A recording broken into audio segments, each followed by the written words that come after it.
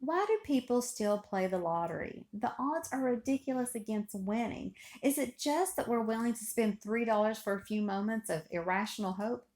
Turns out that our brains actually hardwired to believe we will win. MRI scans have shown that the area of the brain that's responsible for being optimistic works better than the side of the brain that's responsible for pessimistic or negative thoughts. This is called optimism bias, and it can affect our finances, both good and bad. One thing you can do is this bias actually helps us to set goals. We think we will be better in the future than we are currently, so we set goals thinking we'll meet them. Also, helps to be a more of a self-fulfilling prophecy. If we think we'll be better off and more successful, we tend to meet those goals and do that.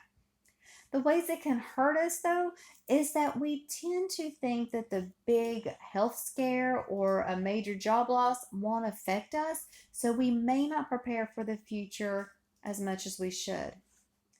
This optimism bias is why we are okay going to a car lot and buying a car with monthly payments, even though we may not be able to afford a down payment that very day. We imagine our future self will be able to afford those car payments. There was an interesting study done with this. The lady named Tali Sharot, Talisharot, talks a lot about optimism bias. And so she was actually giving a TED talk. You can watch it, it's really interesting. But what she did was she didn't tell the audience that they were going to participate in a study. She was just talking about optimism bias, just kind of like I'm doing right now. And then she had them, she said she was going to take a break. And she encouraged them to go out to the lobby to walk around and get a snack from the vending machine. But she had fixed the vending machine so that it would steal people's money. She put a handwritten sign saying that this machine tends to steal your money.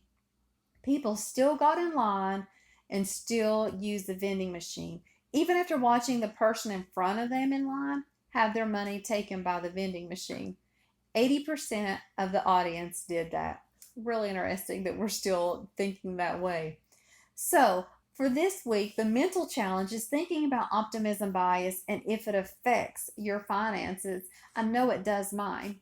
And the physical challenge is to look at yourself and see if you are preparing for the future and the way you should be, or if you're believing that you're exempt from maybe the situations that may happen, the unexpected situations. Definitely with me, I've had to open my eyes this past month, as you know, if you watch my other videos, to some unexpected expenses where I was letting optimism bias kind of rule a little bit, for the fact that I didn't have health insurance for my dog, and now we have a major expense coming up with her surgery. So that is the mental and physical challenge for this week. And so now we're going to go over to my budget and take a look at it. Okay, so now I'm going to show you what my week one check-in looked like. For November, my first week, I spent $52 on gas. If you remember, my budget is $50 on gas, but for the past 2 weeks in October, I was under by $30 each week, so I had a surplus there. So this, while it looks like I went over a little, I'm not at all concerned about that because I had extra. For my grocery, I spent $212 this past week. Now, my budget is new. I'm supposed to be spending only $150 every week. But in October, I ended it with an $80 surplus for my grocery budget, so I was okay going over a little bit. I want to talk just a minute about my grocery budget. I'm really trying to do some new things, so I'm going to show you those things in just a minute, but we'll go into a little more detail about what I spent that $212 on. For my week one side hustle, I decided to slow down a little bit. If you remember, my word of the month is grace, and so I gave myself a little bit of grace. I didn't feel like doing as many mystery shops this week. I wanted to work on some other things. I wanted to work on sewing some Christmas gifts, and I have a couple of orders of sewing I needed to do. And I also wanted to do some batch cooking this week. I wanted to make some extra things for my freezer. I made extra pepperoni rolls for the freezer. I made extra like little breakfast sandwiches. Some beans I made and put back. So those things I felt like still helped my family, even though it wasn't doing extra mystery shops. But I did do 3 Kroger shops for a total of $42. Out of that and that came right off my $212, and I also got back $33 this week from Ibotta. If you watched my last video, you know that I started using Ibotta, and I'm really loving it, so that was great to have that. Now we're going to just go and flip forward a little bit, and I'm going to show you how I'm doing on my goals for this month. My first goal is to lower a bill. I did lower one of my bills by $30. So from here on out, you'll see me having a $30 savings every month. So I'm very thankful for that. I'm going to keep working. I have a couple other ideas of bills I want to lower. For my new rebate app, I did download the Fetch app and I tried to use it, but it would not let me log in. So I had to contact customer service and I'm waiting for that. But I did get started. I just am having technical difficulties. For decluttering, I did get rid of 4 items, and I'm decluttering just to help myself save time in my day, and that's going to help me to save money. Price book. I did start my price book. I'm going to show you that really quick. And while I'm showing you that, I'm going to kind of talk a little bit about my grocery spending. So my price book is showing me what's the lowest price and when I need to stock up. For example, butter so far, the cheapest price I can find it for is $1.79 at Aldi's, and it's coming up next week. I actually got some yesterday, but they're still going to have it going on. Some new things I added was I was able to stock up on boneless, skinless chicken breast for $1.69 a pound. I did buy 10 pounds of that this week, so that was one extra cost I had, but I broke that down. And most of my meals I can get by with using a little bit less than a pound per meal. So I separated that. So that's going to help me with a lot of savings there on that. Canned vegetables and pasta and like cream of chicken and cream of mushroom soup, they are all on sale for 49 cents at my local Kroger. This is the cheapest I know I will find them. So I actually did stock up. That $212 actually includes me stocking up on all 3 of these items for hopefully the rest of the year. I did buy a lot of boxes and cans of these. I probably will do some more next week. I just kind of ran out of money for this one. I didn't want to overspend too much. So I'm trying to make sure that I get these lowest amounts for the rest of the year to help save me with my groceries. So I'm trying to be smarter with my money. I'm trying to learn from you guys. So my other goal is to read a money book. I did pick the book Your Money or Your Life by Vicki Robin, and I also picked the book The Secret Life of Groceries by Benjamin Lahr. I did start reading these 2 books, and so hopefully I'll get those finished before November's up. And the last goal is create a recipe breakdown book.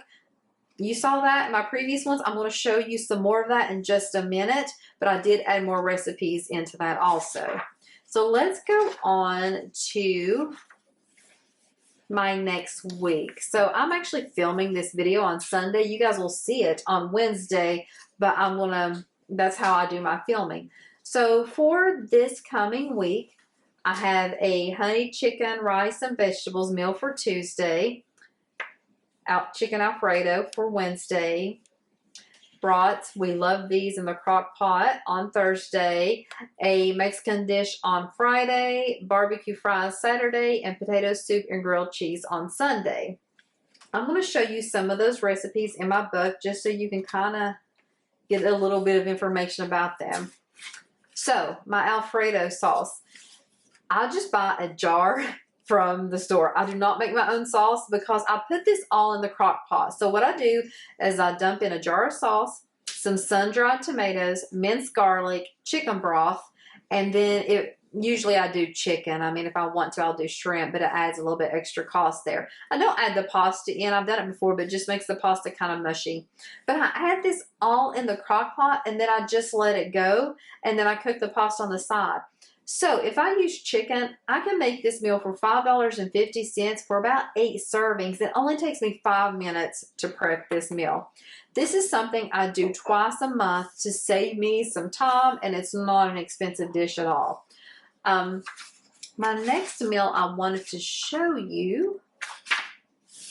sorry, let me just find here, is my brats. This is another crock pot meal that takes me 5 minutes to throw together, and I do this probably twice a month also.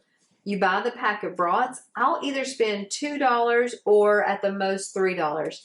I usually only buy 1 bottle of beer, but I try to buy the big bottles of the cheap stuff because the alcohol all cooks off, so it really doesn't matter to get a really expensive beer for this one. So I usually spend about $1.50 to get the bottle of beer. I slice 2 onions, and I just put in maybe a half a cup of brown sugar. I don't measure it. I dump all that in the crock pot, so it takes me 5 minutes, and I just cook it on low and then serve it on hot dog buns. So that meal cost me about $8 for 4 servings. This is another one that's super easy that we do a lot of. The last meal I'm going to show you takes a little bit more time, but we all love this one so much. And so, this one is my barbecue fries. What I do is I take potatoes and I slice them into French fries, and then I put them in my air fryer. On my air fryer, it has a French fry setting, but really it's 18 minutes at 400 degrees. I season the potatoes with either blackened seasoning or Cajun, whatever I have on hand, and then they just cook themselves. I always have shredded chicken in my freezer. So I take the shredded chicken and I just season it with, usually I just do some smoked paprika, garlic salt, a little bit of brown sugar, and I just kind of throw that in the oven to get it a little bit crispy. And then what I do is when the potatoes are done, I put that shredded chicken, some cheese, some pico, which is just tomatoes, onions, jalapenos, cilantro, and a little bit of barbecue sauce, and I plate that all up. It is so good to do it that way. Now, my cost for this really is only about $5 for 4 people. The amount of chicken I use is actually less than this because you really only need about a half of a pound of chicken because you don't put a bunch of it on there. And so you can see this meal may take a little bit of time because the cook time in the air fryer is about 18 minutes.